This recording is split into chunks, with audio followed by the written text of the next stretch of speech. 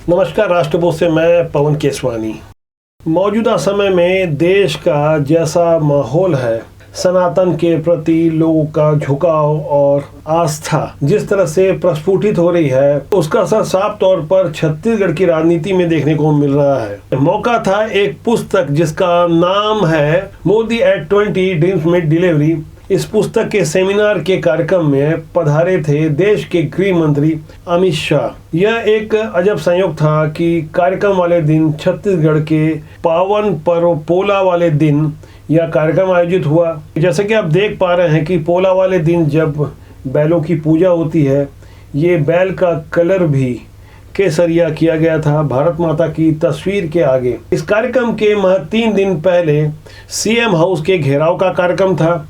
वहाँ युवा मोर्चा पूरी तरह केसरिया में रंगा नजर आया। यह पूरा सेमिनार छत्तीसगढ़ की राजधानी रायपुर के दीनदयाल उपाध्याय ऑडिटोरियम में हो रहा था।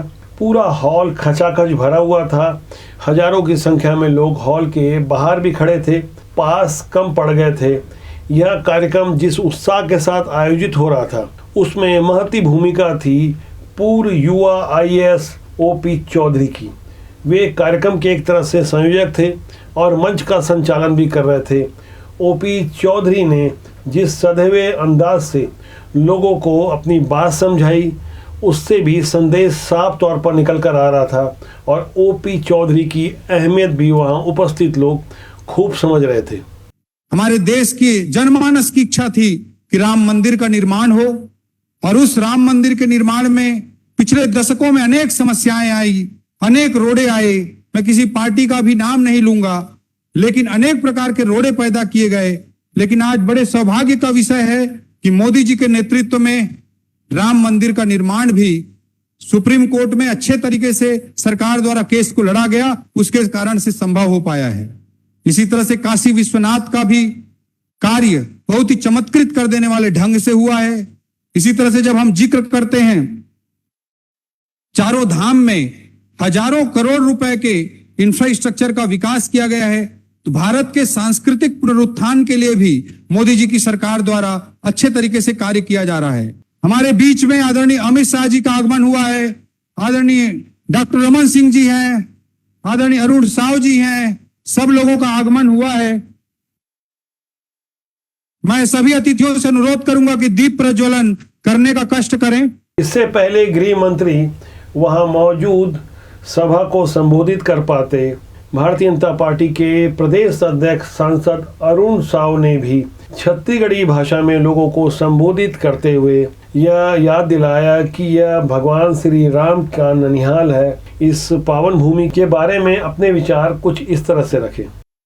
ये छत्तीसगढ़ महतारी के पावन भुइया, भगवान राम के ननिहाल छत्तीसगढ़ में देश के यशस्वी गृह और सहकारिता मंत्री आदरणीय अमित शाह जी का हार्दिक अभिनंदन और स्वागत। अरुण साव के बाद आमंत्रित किए गए भारतीय जनता पार्टी के 15 साल मुख्यमंत्री रहे डॉक्टर रमन सिंह, वे मंच में गृह मंत्री अमित शाह के बगल में ज्यादा समय कुछ पढ़ते हुए नजर आए।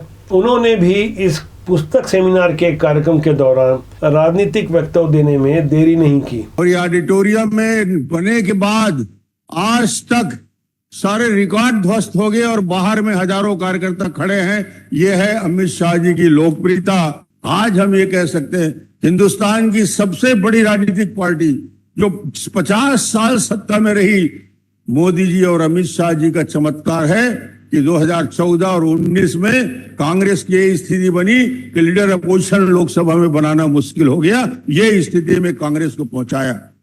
इस देश के सबसे बड़ा राजनीतिक दल, 300 से ज्यादा सांसद, राज्यसभा में सबसे सर्वाधिक सांसद, ये भारतीय जनता पार्टी जिसकी करोड़ों सदस्य बनाने का काम। छत्तीसगढ़ भाजपा में हुए 2 बड़े अहम बदलाव के बाद भारतीय जनता पार्टी फिलहाल एकजुट नजर आ रही है।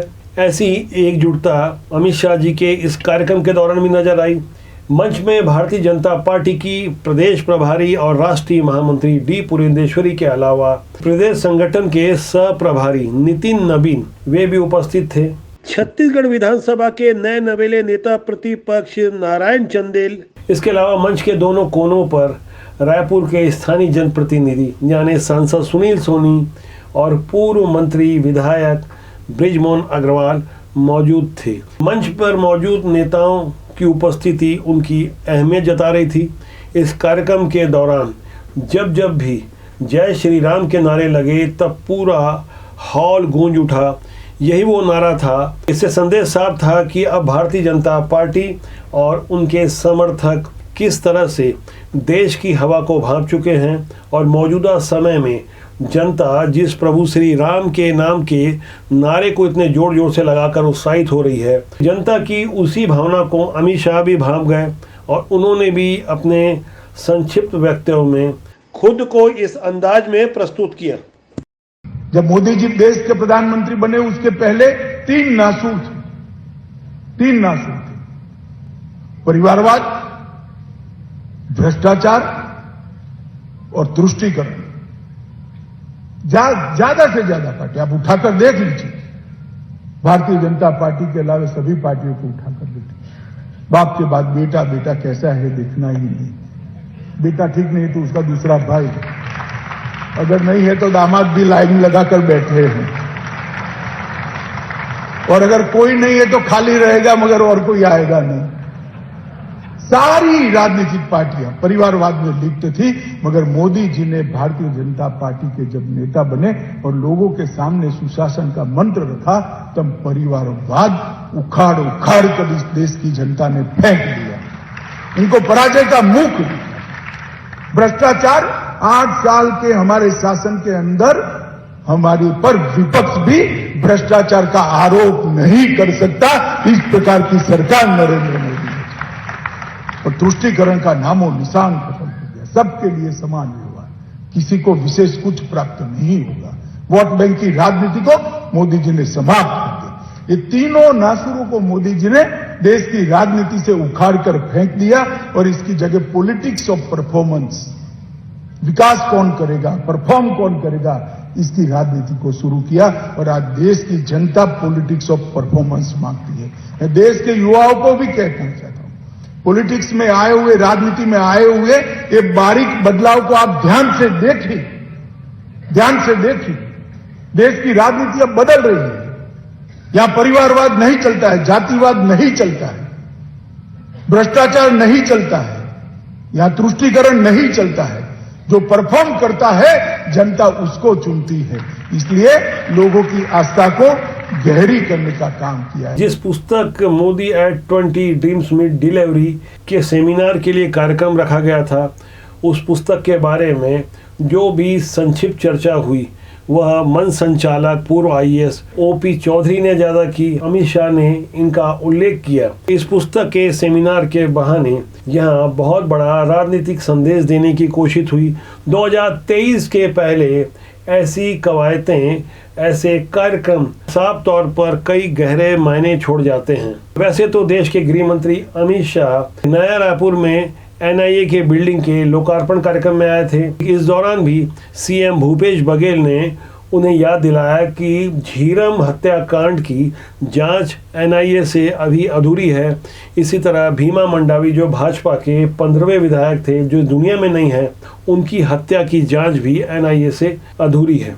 यानी कहीं इशारों में तो कहीं खोलकर राजनीतिक संदेश देने की कोशिश कांग्रेस या भाजपा किसी दल की ओर से नहीं छोड़ी जाती।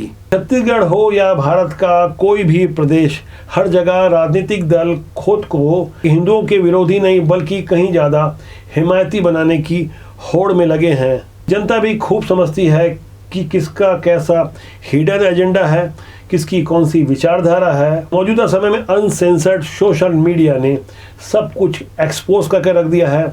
हमारे स्कूल कॉलेजों की किताबों में जितना जैसा इतिहास पढ़ाया गया, अब उसे सुधार कर कश्मीर फाइल जैसी फिल्में सही ढंग से प्रस्तुत कर पा रही है। ऐसे ही बदले हुए भारत की और ज़्यादा उजली और स्पष्ट तस्वीरों को समझने के लिए कृपया राष्ट्रबोध को सब्सक्राइब करना ना भूलें और कमेंट बॉक्स में जाके अपनी राय देंगे, तब राष्ट्रबोध का जनमंच आपके लिए और ज़्यादा अच्छी बेहतर प्रस्तुति दे पाएगा।